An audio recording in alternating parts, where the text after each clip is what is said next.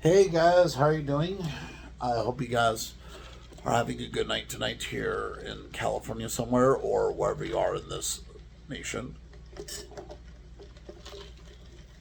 as well as whoever may be listening in North America and across the world to my content. Because, hey, I mean, how can I see where to look if the web on the internet is so big with a missing spider somewhere? Yeah, unfortunately, I'm probably going to have a little bit of a scar here on my lip here because of some wind gust accident I had in Mojave or something. My hat was nearly flying off, and the wind was so strong that it was splitting my lip apart. It was like really, really nasty there, and my cowboy hat was like really going to be pulled off by the hands of the universe. I had to just like take off my hat and continue walking in Mojave. I only sound the way I do with my awkwardness because I'm wearing my Southwest headrest here that I got from Tehachapi Sleep here in the local Tehachapi area. And Tehachapi Pie, as a phrase, is a joke that refers to some local bakery that makes pies here in Tehachapi. It's kind of weird. Now, definitely, if you guys go to a gas station or a store, make sure that you could read labels correctly because the name does make the smoke if you know where it drifts. As an example, like maybe something like this would look like soda when really actually it's an ale for older adults. And this may look like a piece of fruit if you're not aware of pistachios, when really it's actually just some really tasty and juicy nuts of a particular shape. And, you know, labels do go here and there when it comes to what it means to have labels for labels. So, for example, like when you look at this hat that says "Hecho en Mexico" or "Made in Mexico," ask yourself this: does this mean that the hat is made in Mexico? Well, let's look. See, let's see. Actually, it's made in China. So the phrase "made in Mexico" is just an idiom in California that says, "I really, really like Mexico." That's really what it means at that point. It's a visitor tourist sort of thing. And hey, Baja California is close to California, and they got some fast food restaurants there too. I mean, they're an option for traveling. Um, definitely. When it comes to this time and age for retro gaming, as in retro gaming enthusiasm, it is important to know, just in general, in case you're not too aware of it, like how far your imagination can go when it comes to purpose and possibility. Um, Imagination can be more difficult to use than knowledge because often when we use our imaginations, people still expect us to have knowledge of some kind.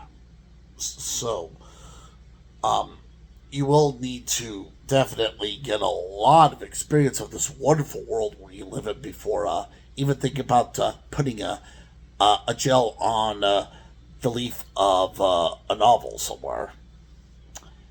Um, Sometimes my eyes bother me during this time of year. And yes, I know there are people who do to make fun of my sodaholic eyes. I know they do. I know they make fun of my eyes and those kinds of things. But hey, I mean, guess what? In my childhood growing up, I never saw any girl or woman play the Virtual Boy. What do you think of that? So, was the Virtual Boy product some kind of a sexist assumption about makeup and eyelids? Now, definitely for women who may be interested in playing the Virtual Boy, I will tell you this in all honesty.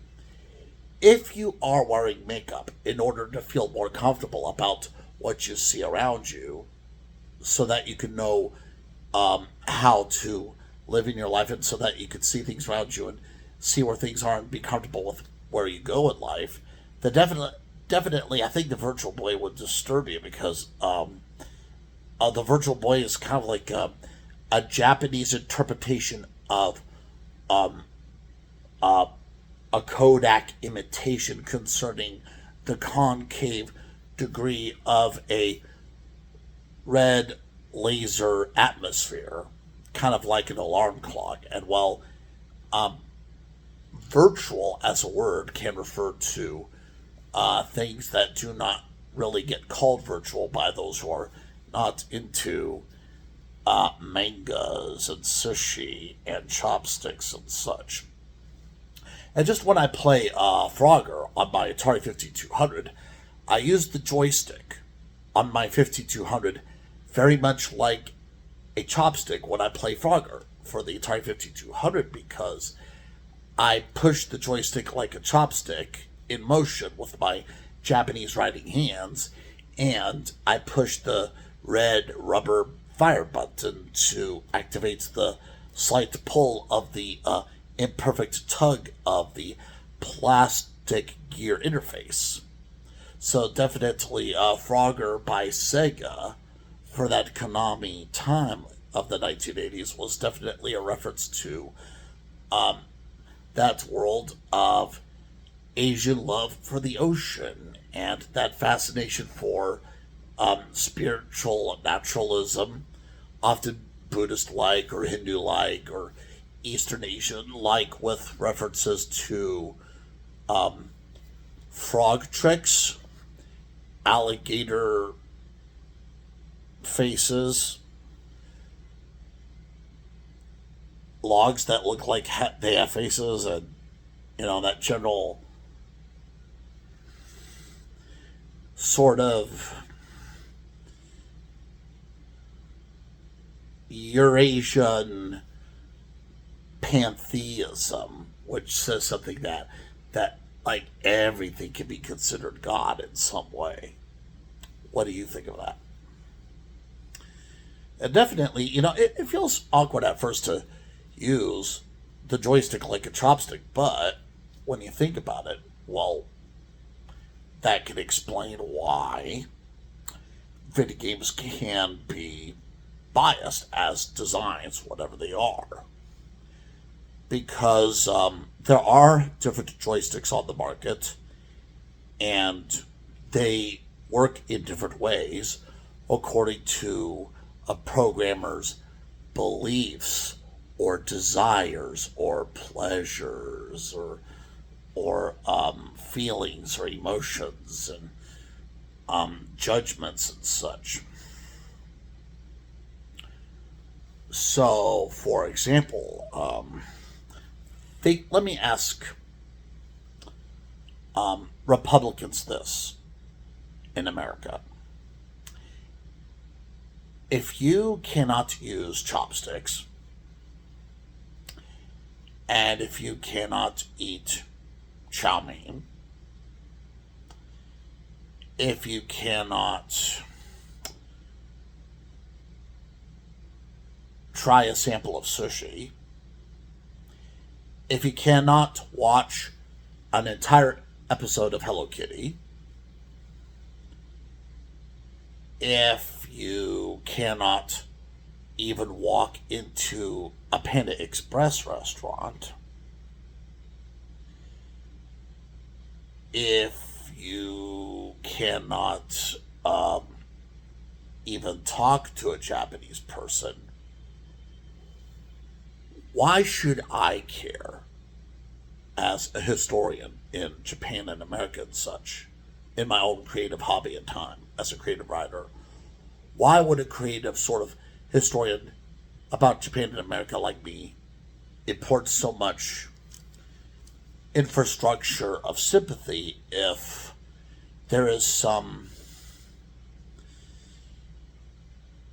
racist white American who does not know how to play with Japanese style controllers?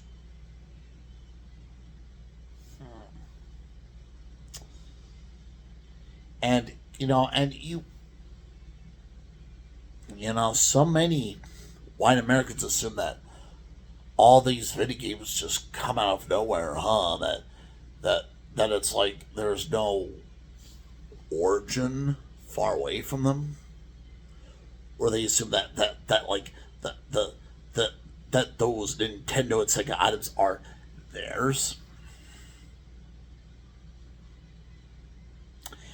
And and there are definitely churches here in Tehachapi, California, like Vineyard Church in Tehachapi, for example, who do not like the Los Angeles Dodgers and do not like Hollywood and do not enjoy video games. And they have so much impossible effort of reading anything around them. And they go to some visiting location every week and have a frosty donut and a hot cup of coffee and talk like some deranged and prejudiced Homer Simpson cult. Yeah.